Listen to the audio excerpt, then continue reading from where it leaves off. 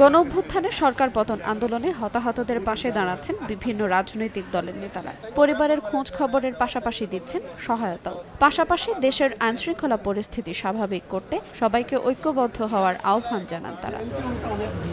বৈষম্য বিরোধী ছাত্র আন্দোলনে নিহতদের পরিবারের সঙ্গে সাক্ষাৎ ও আহতদের দেখতে শনিবার সকালে একদিনের সফরে সিলেট যান বাংলাদেশ জামায়াতে ইসলামের আমির doctor Shafiqur Rahman. MAG Osmani medical college হাসপাতাল সহ বিভিন্ন হাসপাতালে ছুটে যান তিনি। আহতদের চিকিৎসার খোঁজ খবর নিয়ে সহায়তার প্রতিশ্রুতি দেন। এ সময় দলটির কেন্দ্রীয় ও স্থানীয় নেতাকর্মীরা উপস্থিত ছিলেন।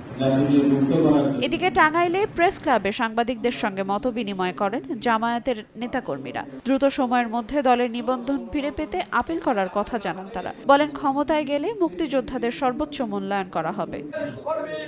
নতুন করে দেশ গঠনে করণীয় বিষয়ে বাগেরহাটে জরুরি সভা করে বিএনপি। নেতাকর্মীদের পরিবর্তিত পরিস্থিতিতে সাধারণ মানুষের পাশে দাঁড়ানোর আহ্বান জানান নেতারা। পাশাপাশি সাংগঠনিকভাবে দল গোছাতে ও আগামী নির্বাচনে অংশগ্রহণ করতে সবাইকে ঐক্যবদ্ধ থাকার আহ্বান জানান বক্তারা।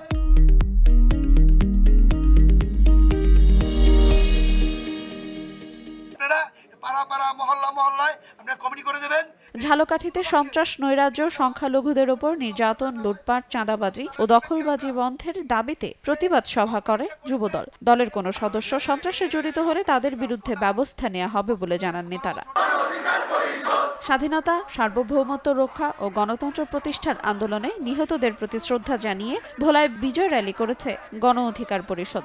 জেলা প্রেস ক্লাবের সামনে থেকে র্যালিটি শুরু হয়ে শহরের বিভিন্ন সড়ক ঘুরে একই স্থানে গিয়ে শেষ হয়। মানুষের মত প্রকাশের স্বাধীনতা, আইনশৃঙ্খলা রক্ষা বাহিনীর নিরপেক্ষ ভূমিকা পালন ও আইনের শাসন প্রতিষ্ঠার দাবি জানান সংগঠনটির নেতাকর্মীরা। কোটা সংস্কার বিরোধী আন্দোলনে নির্বিচারে গুলি ও হত্যায় সাবেক প্রধানমন্ত্রী শেখ হাসিনার বিচার ও এলাকা ভিত্তিক শান্তি শৃঙ্খলা রক্ষায় ঝিনাইদহে বিএনপির কর্মী সভা অনুষ্ঠিত হয়েছে। এতে জেলা বিএনপি সভাপতি এম এ মজিদ, সদর উপজেলা বিএনপির সাধারণ সম্পাদক আলমগীর হোসেন সহ জেলা ও ইউনিয়ন বিএনপির নেতারা বক্তব্য দেন। আইরিন আয়াত, সময় সংবাদ।